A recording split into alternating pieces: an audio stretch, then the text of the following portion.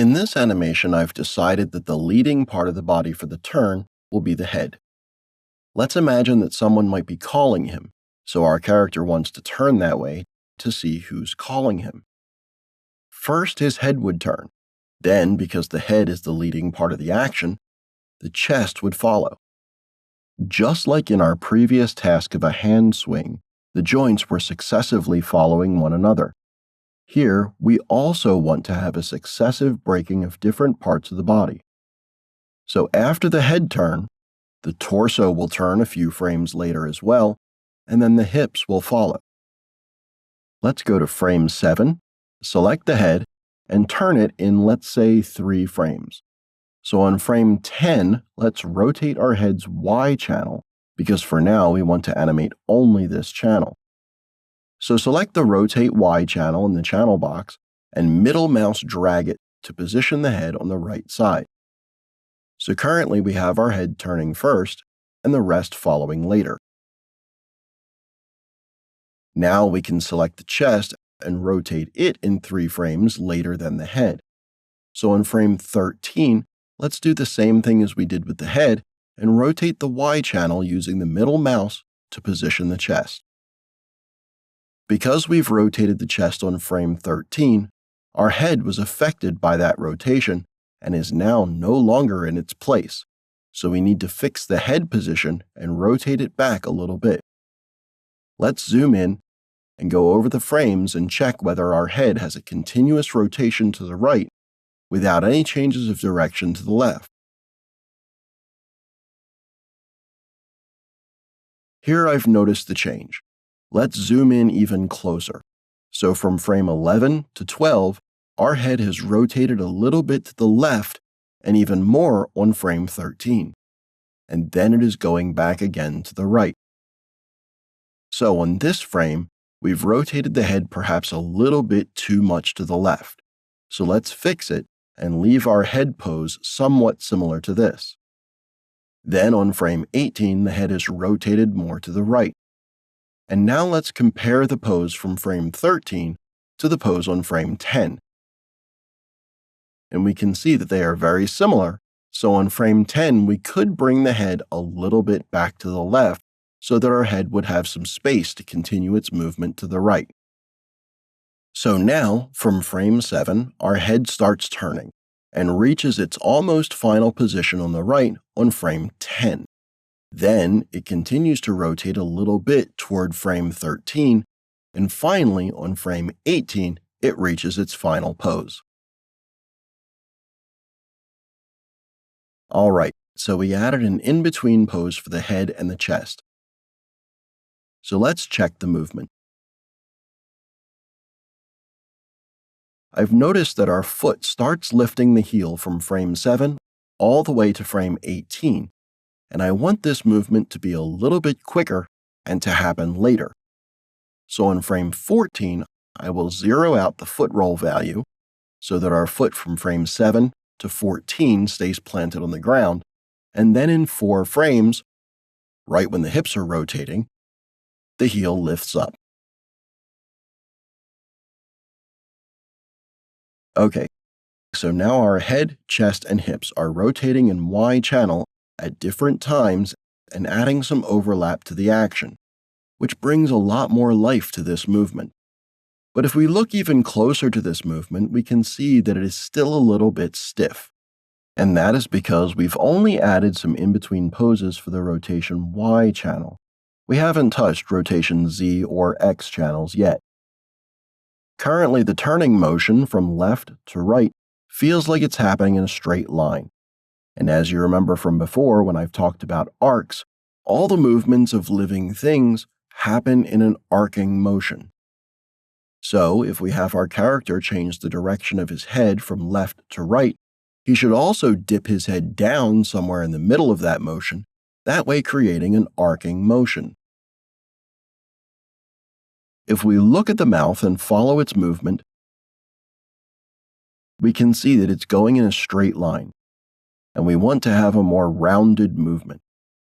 Let's select the head now. Since we know that it changes direction in 3 frames, Usually we would want to add an in-between pose in the middle between two poses. But because it's only 3 frames, let's add it a frame before the main pose. Let's rotate the head a little bit down. And because the head is coming from the left, we can rotate it this way.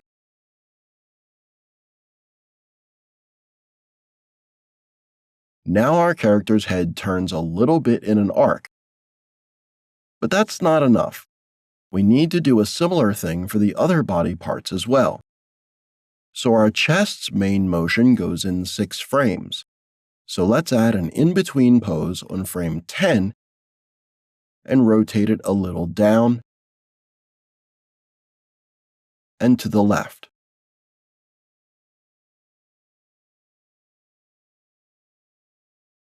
Okay, this feels better. But most importantly, the main body part that will make a huge difference to this motion is the body control, which is responsible for the character's placement of weight. So here we can add an in-between pose on frame 12 and bring the weight down a little bit and to the front.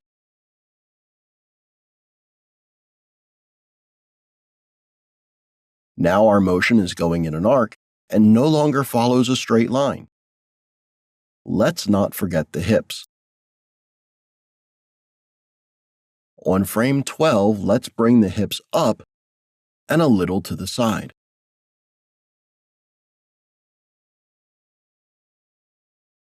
So now all the parts are animated. And since we have our motion set, we can go over the controls and check their curves in the graph editor and whether they are clean. Let's make sure that we have a moving hold for all the controls, and here in this part that we have a small difference of values between the last frame and the key that is on frame 18. So check if the last key is not forming a straight line like this, but is going towards the same direction that it was coming from before to frame 18.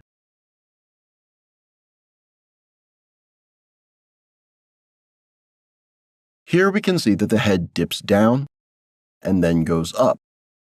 And in the last frame, we can bring it even higher. Here with the chest, we see that on frame 10, it has the same value as frame 7, so we should lower it down. That way, it would be favoring a previous pose because it's closer to the value that we have on frame 7 than on frame 18. But it wouldn't be the same and would still change a little bit and wouldn't feel stiff. Here in the rotation Y channel, we can see that we need to fix this curve. From frame 7 to 13, our chest rotates to the right and overshooting the last pose. So we need to bring this key down so that it would look almost as frame 18. It's favoring that pose, but it's not stuck on that value, and continues to change until the final frame. Here we bring the chest down and then a little bit up. Because this value is higher than this one,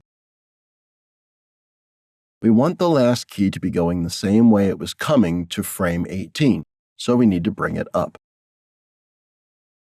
Now it's the body's turn. Here we bring it down and up, and let's check if we have the same value here and there. Yes, we do have the same values, and it would be more interesting if they were a little bit different. So let's bring these values down. Let's say after the dip, it will go up, but it won't go as high back as it was on the first pose. Let's make sure we don't have a straight line at the end. All right. In this channel, we can also add an in-between pose on, let's say, frame 14, because that is the last frame when the foot is still planted on the ground. Select the curve, right-click to bring up the menu, and select Insert Key. Then we can bring this key closer to the first pose so that it holds the weight closer to the left and then quickly brings it to the other side right when the heel starts to go up. So from frame 7 to 14, the weight is slowly going to the right, and then it speeds up and quickly reaches its final position on the right foot. We can lower this even further. Okay, let's check the animation without any controls.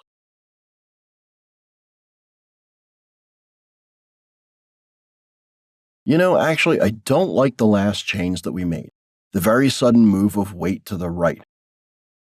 I would like it to be more gradual, so I'm going to delete this key which we made before and just leave it as a gradual change in this channel.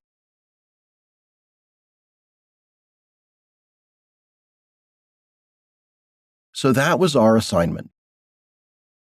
With this task, you should have been able to see how the overlapping action can give your animation nice flow and add weight to your character. While working on this assignment, you can make your overlap more extreme and push the poses until the overlap really shows to see if your timing is right. Then lower it down in the graph editor once you know that it's working. See you in the next section.